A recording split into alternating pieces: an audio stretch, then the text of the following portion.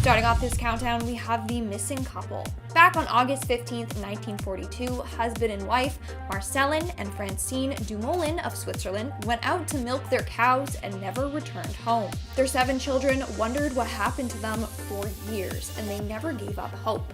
75 years later, their last remaining child got the answer.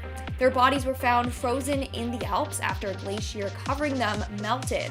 Researchers believe that the couple had fallen into a crevice which they stayed trapped in until they froze to death. The only photos released to the public were the items that they found next to the bodies, like their hiking boots and destroyed clothing. Actual photos of their frozen corpse has not been released due to respect of the family, but also for our own sake. It would be pretty gruesome to see a body frozen to death. In our 9th spot, we have the bones in a tree. In 2015, Clooney, Ireland was hit with a massive winter storm. As a result, a number of trees were uprooted, including a 250-year-old tree. What people didn't know is that this tree was hiding a very, very dark secret. Entangled in the roots of this tree was a mass of bones. After investigating, they found that the bones belonged to a young fellow who died between the year 1030 and 1200. To make it worse, his ribs and hands had knife marks, suggesting that he was attacked, murdered, and then buried there. Here is a picture of the tree, but photos of the lad's bones in the tree roots has not been shared with the public.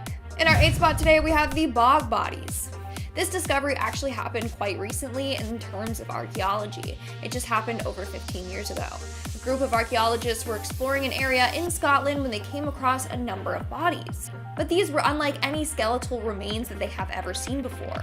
No, these bodies were the combination of 6 different people fused together. Let me explain.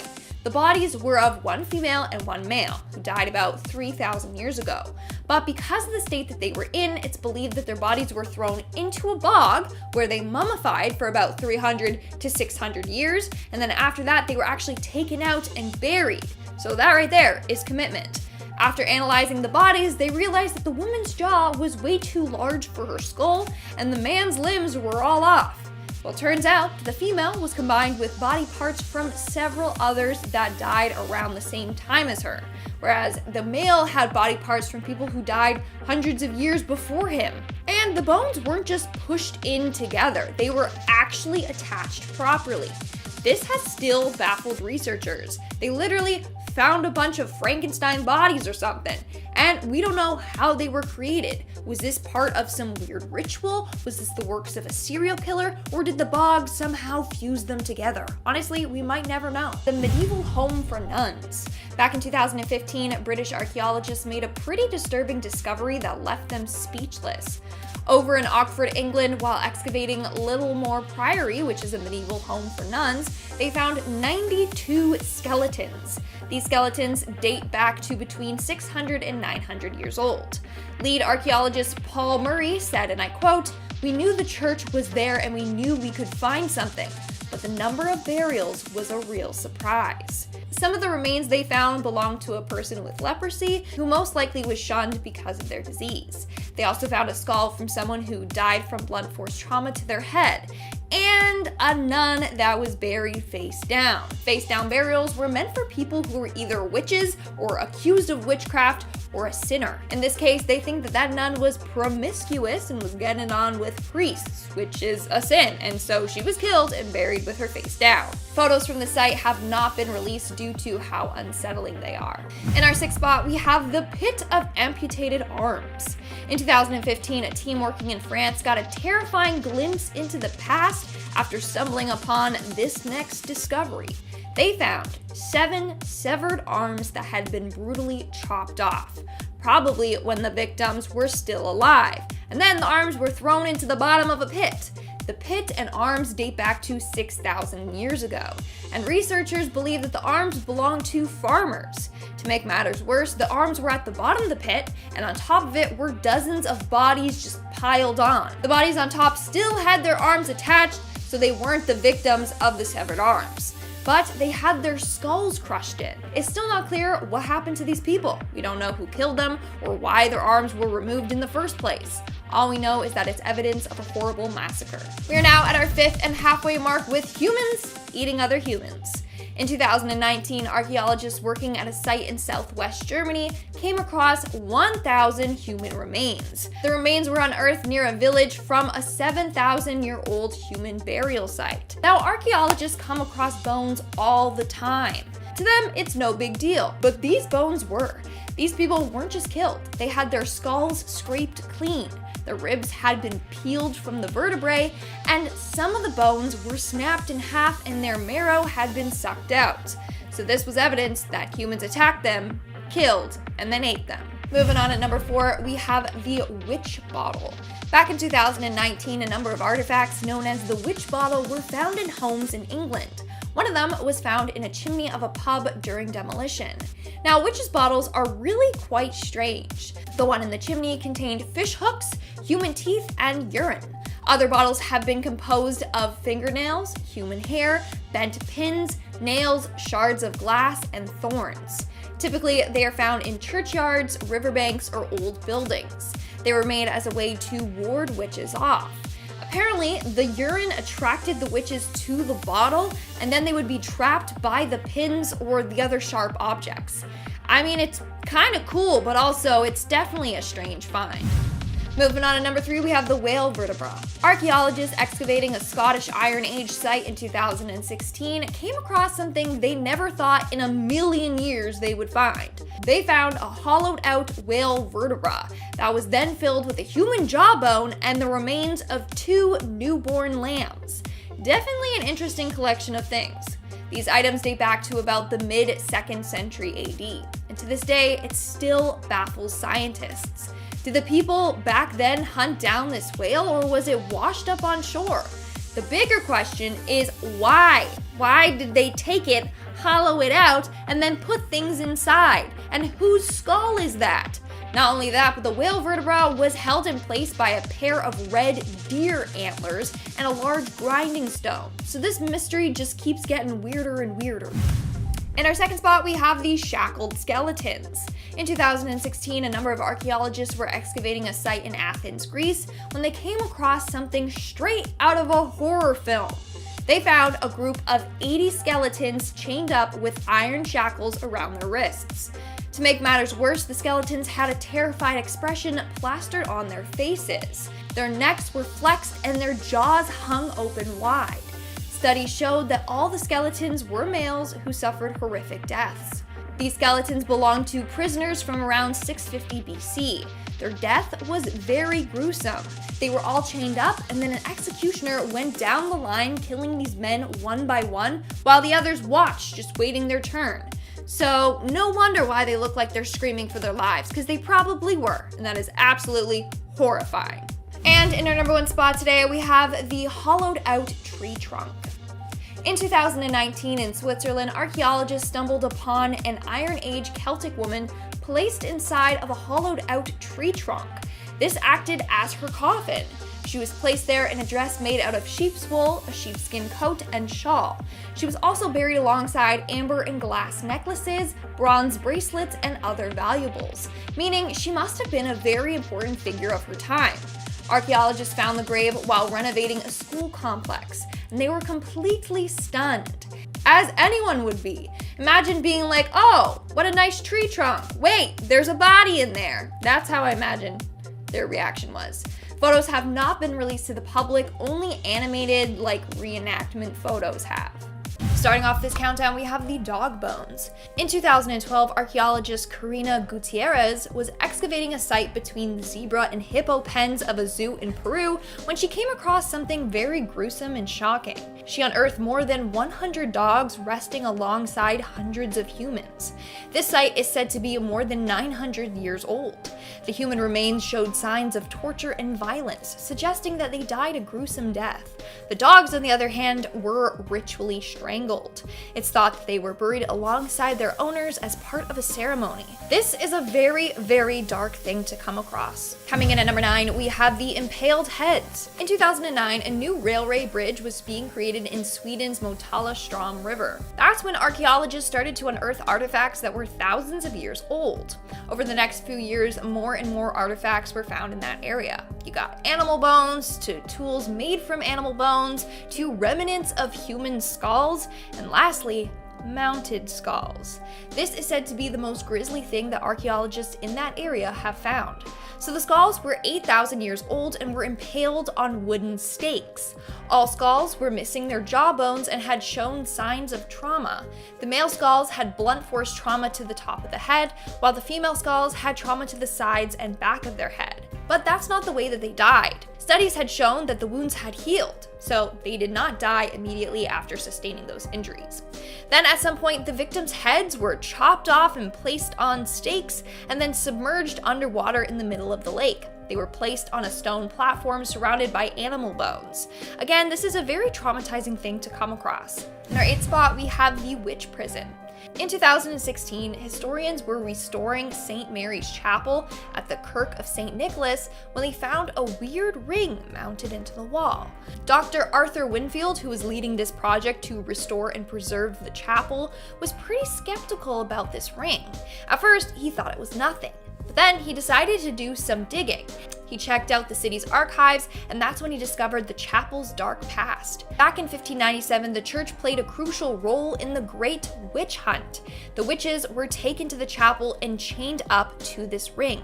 This was their last stop before being executed and burned to death. So all of a sudden, this ring became much, much darker. After excavating the area, the bodies of 22 young individuals were unearthed. No remains of the accused witches were found at this site, so it's believed that they were buried elsewhere. This iron ring embedded into the north wall of the chapel is now all that remains of this gruesome past. In our 7th spot, we have Lascaux Caves. Legend goes that back in the day, 4 teens were exploring this cave system in France with their dog when they found a narrow entrance to a cavern.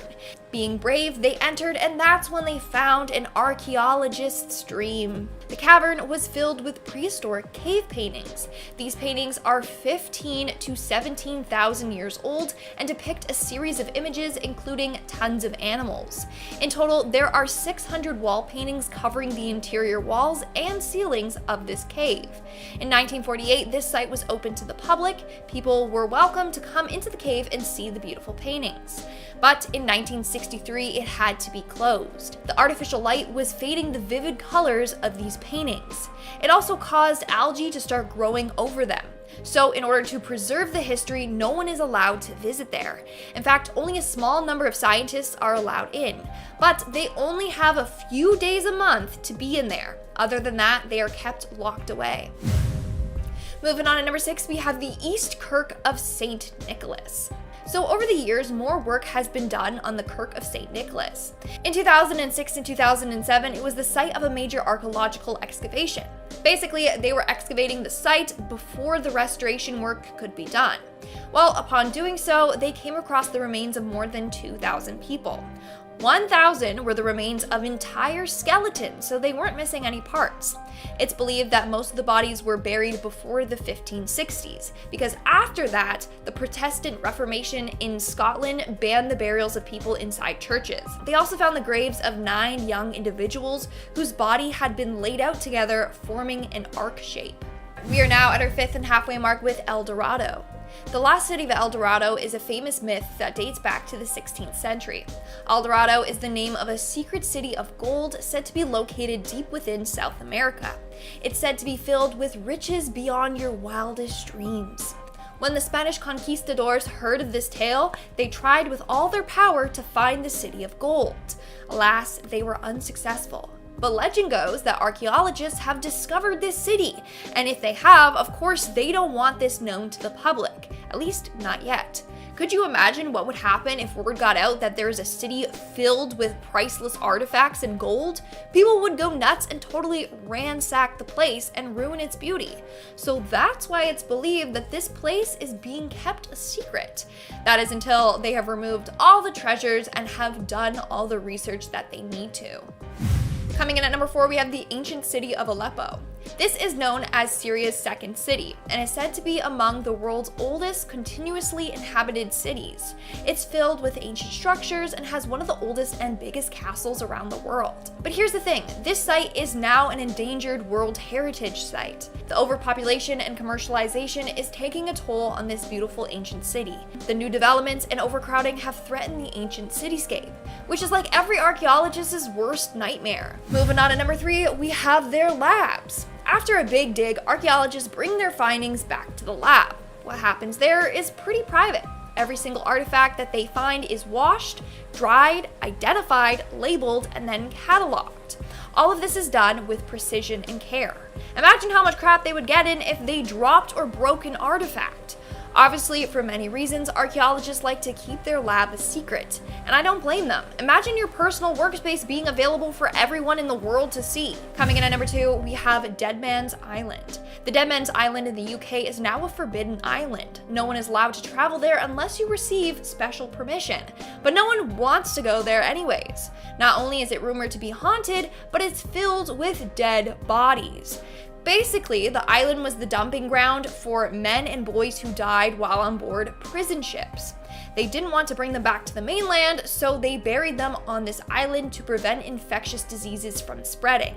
But over the years, coastal erosion and the tides unearthed these bodies. In 2016, the remains of more than 200 men were found on the island. They were then reburied. But the changing tides continued to unearth the bodies and wash them out to sea. So they kind of just gave up and left the island and all of its bodies alone. And in our number 1 spot today, we have the lost city of Atlantis. I'm sure you all grew up hearing tales about the magical lost city of Atlantis that lay submerged somewhere in the Atlantic Ocean. Well, it turns out this city might be real. First, let's look at the history of this city. Atlantis was first described by Plato over 2,000 years ago. He said that the island had over 10,000 chariots and hundreds of bulls and elephants. Then over the years, the city fell and eventually got submerged into the Atlantic Ocean. For centuries, historians debated whether this city was real or not. Then, in 1882, a man named Ignatius Donnelly published a book titled Atlantis, the Antediluvian World. In this book, he claimed that Atlantis was a real place. He even claimed that all the known ancient civilizations originated from Atlantis' Neolithic culture.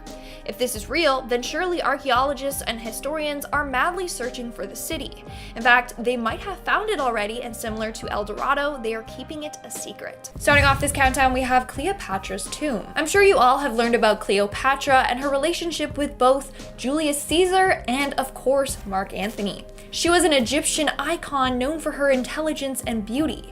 But here's the thing. Her tomb still remains lost. It's still undiscovered somewhere near Alexandria, Egypt. In 31 BC, Cleopatra and her lover took their own lives after Octavian defeated them.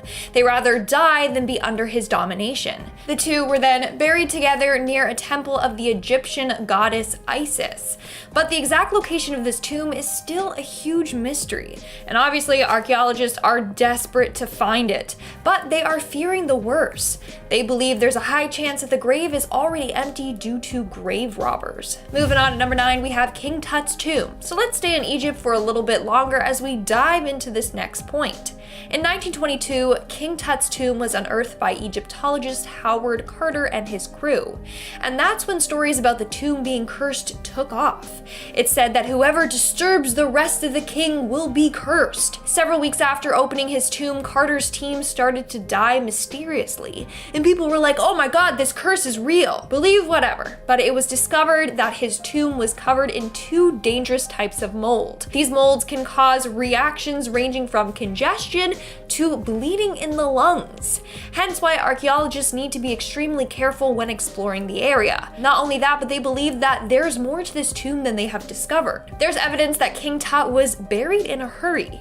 They believe maybe this tomb was originally built for someone else, and that there may be other undiscovered mummies buried in this same tomb. In our 8th spot, we have the Copper Scroll treasure. In 1952, archaeologists discovered a number of Dead Sea Scrolls scrolls in a cave in the west bank of Qumran National Park. One of the scrolls piqued everyone's interest, and that's because it wasn't like any of the other ones. This scroll was copper with writing engraved onto it. What's even more fascinating is that the scroll apparently talks about hidden treasure. Obviously, archaeologists don't want you knowing this with fear that someone will be able to decode it and find the treasure before them. They believe that there is a high chance that the treasure is real. Now, the scroll dates back to over 1900 years ago, during a time when the Roman Empire controlled the Qumran settlement. Researchers believe that the locals hid the treasure to keep it out of the hands of the Roman forces, and then they created this scroll so that the treasure would be unearthed in the future. In our 7th spot, we have Abu Mina. Located in Egypt, Abu Mina is a town filled with ruins of a church, monasteries, houses, workshops, etc. It was built in remembrance of Saint Minas of Alexandria, who died in 296 AD. The town was actually buried on top of this tomb. As a result, it's thought to be a very holy area. However, this site is now greatly endangered and is now a UNESCO World Heritage Archaeological Site. This site is endangered due to the rise in water level. It is facing constant deterioration. By 2001, it was getting so destroyed that conservation measures were put in place to protect it. In our 6th spot, we have Samarra City. Between 1911 to 1914, an ancient civilization was found in Samarra, Iraq. This civilization thrived between 5500 BC and 3900 BC. Archaeologists found a huge ancient mosque and a spiral minaret. However, over the years, it has been destroyed. Between 2006 to 2007, there was a bombardment at the mosque, and 2 of the minarets and a clock tower got destroyed. As a result, this site was shut down. It is now on the list of World Heritage Sites endangered by UNESCO. We are now at our 5th and halfway mark with the Deadly Tomb. Now imagine coming across a huge archaeological site on your own property. Well, that's what happened in 1974 to a group of Chinese farmers. They were digging on their land when they hit something hard. They continued digging and unearthed a life-sized terracotta soldier. After that, archaeologists spent 4 decades excavating the site. In total, they found 8,000 of these life-size soldiers. All these soldiers were created to guard the tomb of Emperor Jinshi Huang. Back then, it was believed that these statues could protect the emperor in the afterlife. Typically, real-life individuals were sacrificed and buried alongside people of power. That was until this emperor, when they thought, we can't kill thousands of people, so let's just make statues instead. It's a very fascinating site, but sadly it's off limits to everyone, even archaeologists. And that's because there's a high concentration of mercury in the tomb. Also, they believe that the emperor is protected by deadly booby traps. So instead of risking their lives trying to investigate, they just leave this site alone. Moving on to number 4, we have the Paris Catacombs. The Paris Catacombs are a series of tunnels located underneath Paris, France. In the 18th century, the catacombs were created when the Paris cemeteries were full and they needed a place to bury the dead. As a result, they buried the dead underground in a series of tunnels. It's believed that there is around 6 million bodies buried in these catacombs. Now, here's the thing. There are portions of the tunnels open to the public for tours and such. However, over the years, a number of people have strayed off the path and have actually gotten lost. Like, there are 150 miles of tunnels in a maze-like fashion, so it's very easy to get lost. And a number of people have actually died after wandering off. So maybe stick to the path or don't go on the tour. There's enough dead bodies down there, they don't need any more. In our 3rd spot today, we have Sabritha, Libya. This is another beautiful site that is at risk. The archaeological site of Sabritha was excavated in 1921 and consists of an amphitheater with a 3-story backdrop wall. Then you got temples and a church with beautiful, colorful mosaic flooring. However, these Roman monuments were made of soft sandstone, so weather and soil erosion are quickly destroying these structures. It's also on the list of World Heritage Sites in danger. In our 2nd spot, we have the City of Gold. This is a mythological place said to be filled with great fortune. Although this is said to be just a legend, rumor has it that it could be indeed real. In fact, some say it's located near the Colombian city of Bogota. Others believe that it is in Bombay, India. In fact, for over 300 years, people have gone to Bombay in search of this gold. However, many have died as a result. If this city of gold is real, archaeologists certainly don't want the public knowing, and it would cause more deaths and fighting and war. And in our number one spot today, we have Murder Island. In 2017, a mass grave was unearthed on an island off the western coast of Australia. This island has since been given the name Murder Island. The grave contains the remains of 5 individuals who survived a shipwreck. In 1629, their ship called the Batava sank nearby. They managed to make their way to this island where they died of dehydration, or so it's thought. Shortly after, more than 100 other survivors were brutally murdered by mutineers and were also buried on this island. This is said to be Australia's darkest mass killing. Alright guys.